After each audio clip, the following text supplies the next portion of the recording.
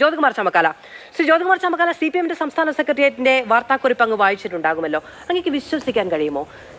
Polit bureau അംഗം കൂടിയായ മുഖ്യമന്ത്രിയുടെ ഓഫീസിൽ അദ്ദേഹത്തിന്റെ പൊളിറ്റിക്കൽ സെക്രട്ടറിക്കെതിരെ സ്വർണ്ണക്കടത്ത് ആരോപണം അടക്കം ഉന്നയിക്കപ്പെട്ടിട്ട് ഇത്രയും മയപ്പെട്ട ഭാഷയിൽ CPM എന്തുകൊണ്ടാണ് PV അൻവറിന് ഇങ്ങനെ ഒരു അപേക്ഷയുടെ ഭാവത്തിൽ ഒരു മുന്നറിയിപ്പ് നൽകേണ്ടി വരുന്നത്?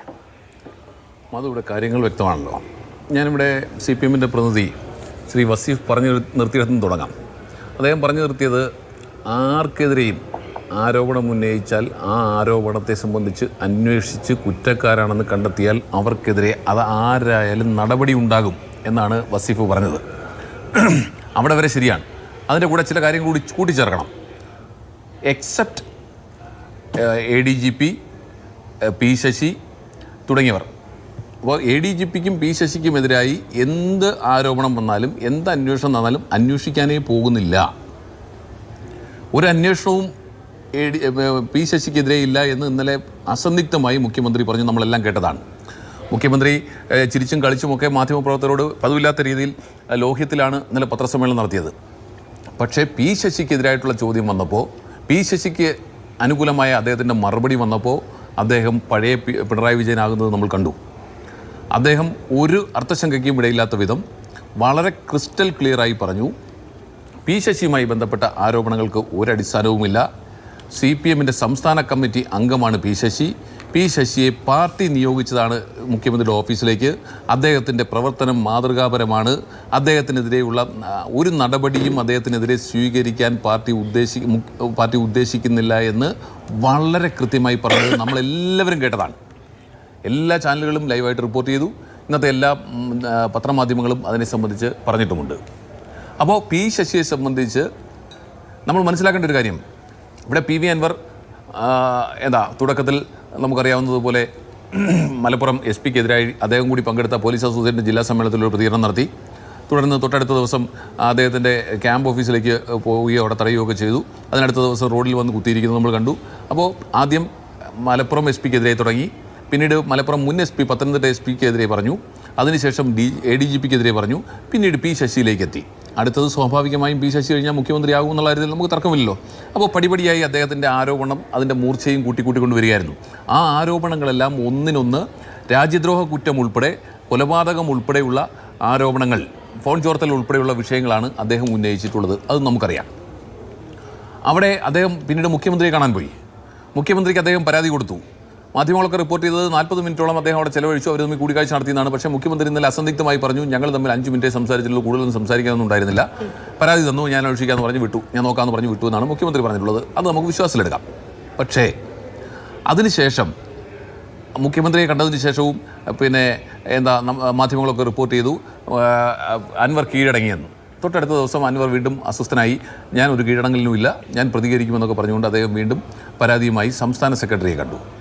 നോക്കൂ, ആ അവസരത്തിൽ സംസ്ഥാന സെക്രട്ടറി ഉൾപ്പെടെ CPM മുതിർന്ന നേതാക്കൾ പറഞ്ഞിട്ടുള്ളത് എന്താണ്?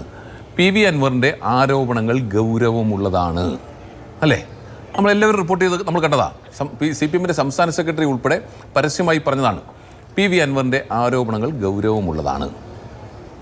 PV അൻവറിൻ്റെ ആരോപണങ്ങൾ ഗൗരവമുള്ളതാണെങ്കിൽ ആ ആരോപണങ്ങൾ ഉള്ളതാണ് P ശശിക്കെതിരായിട്ടുള്ള ആരോപണവും, അല്ലേ? അങ്ങനെ P ശശിക്കെതിരെയുള്ള ആരോപണങ്ങൾ ഉൾപ്പെടെ ഗൗരവമുള്ളതാണെന്ന് പാർട്ടിയുടെ സംസ്ഥാന സെക്രട്ടറി പറഞ്ഞു.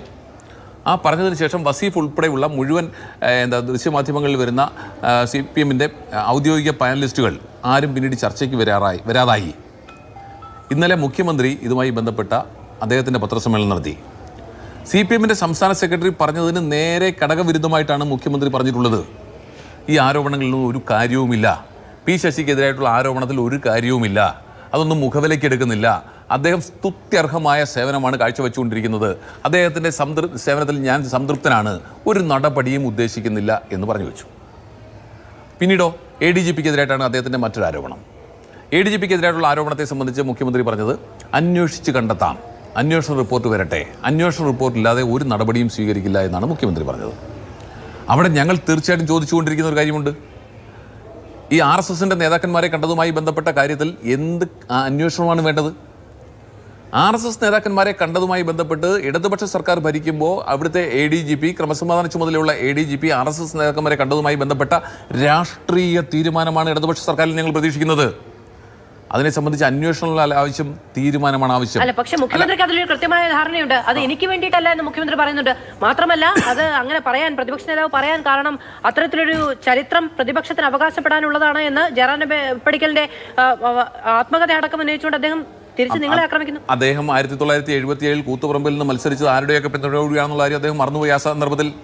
മാത്രമല്ല, തനിക്ക് ആരുടെയും ഇത്തരത്തിൽ പോലീസുകാരുടെ സേവനം ആവശ്യമില്ല എന്ന് പറയുന്ന മുഖ്യമന്ത്രിയോട് ഞങ്ങൾക്ക് തിരിച്ചു ചോദിക്കാനുള്ളത്, ഷാജ് കിരൺ പോയി കണ്ടിരുന്നല്ലോ സ്വപ്ന സുരേഷിനെ പാലക്കാട് വെച്ച്. ഷാജ് കിരൺ കാണാൻ പോകുമ്പോൾ, സ്വപ്ന സുരേഷിനെയും കൂട്ടാളിയെയും കാണാൻ പോകുമ്പോൾ അവിടെ ഷാജ് കിരൺ പറയുന്നുണ്ടല്ലോ, ഞാൻ വന്നത് ADGPയുടെ വിജിലൻസ്, അന്ന് വിജിലൻസ് ADGP ആണ് ആര്, നമ്മുടെ എം ആർ അജിത് കുമാർ. ശേഷം തെറിച്ചു. ആയിക്കോട്ടെ, ഞാൻ അതിലേക്ക് വരുന്നേ. എം ആർ അജിത് കുമാർ അവിടെ ആ ഷാജ് കിരൺ ഇവരുമായി കൂടിക്കാഴ്ച നടത്തുമ്പോൾ ഷാജ് കിരണിന്റെ ഫോണിലേക്ക് ഒന്നിലധികം തവണ ഈ ADGP വിളിക്കുന്നത് നമ്മൾ കണ്ടല്ലോ. ADGPയും ഷാജ് കിരണുമായിട്ട് എന്തായിരുന്നു ബന്ധം? ആർക്ക് വേണ്ടിയാണ് ഷാജ് കിരൺ പോയിട്ടുള്ളത്? ആ അന്വേഷണം എന്തായി മധു? അതിനെ സംബന്ധിച്ച് അന്വേഷണം പ്രഖ്യാപിച്ചല്ലോ. അതിനുശേഷമാണല്ലോ അദ്ദേഹത്തെ 1-2 ആഴ്ചത്തേക്ക് മാറ്റി നിർത്തിയത്. ആ അന്വേഷണം എവിടെ എത്തി? അതിൻ്റെ റിപ്പോർട്ട് എവിടെ? അന്വേഷിക്കാൻ തീരുമാനിച്ചല്ലോ, അദ്ദേഹത്തെ സസ്പെൻഡ് ചെയ്തല്ലോ.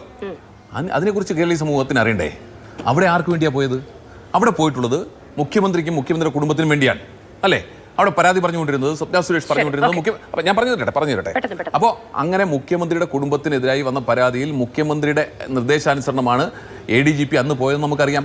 ഇല്ലെങ്കിൽ വിജിലൻസ് ഡയറക്ടർ സ്ഥാനത്ത് നിന്ന് മാറ്റിയ ആളിനെ സൂപ്പർ DGP ആയി ഇവിടെ പിന്നെ ലോ ആൻഡ് ഓർഡറിൻ്റെ ADGP ആയി വെക്കുമോ?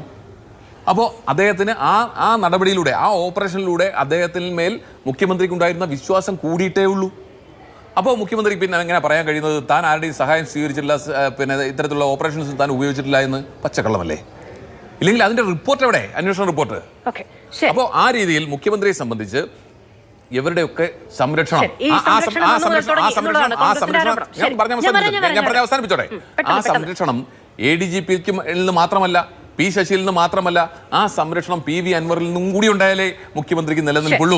അതുകൊണ്ടാണ് PV അൻവറിനോട് ദയവ് ചെയ്ത് ഞങ്ങളെ ശല്യം ചെയ്യരുത്, ഇനിയെങ്കിലും പത്രപ്രസാരണം നടത്തിക്കളയത് എന്ന് പറഞ്ഞ് ദയനീയമായി താണ് വീണ്. CPMന്റെ സംസ്ഥാന സെക്രട്ടേറിയറ്റ് ആണ് ഇവിടെ വസീവ് പറയുന്നത് ഞങ്ങളുടെ നടപടിക്രമം അങ്ങനെയാണെന്ന്.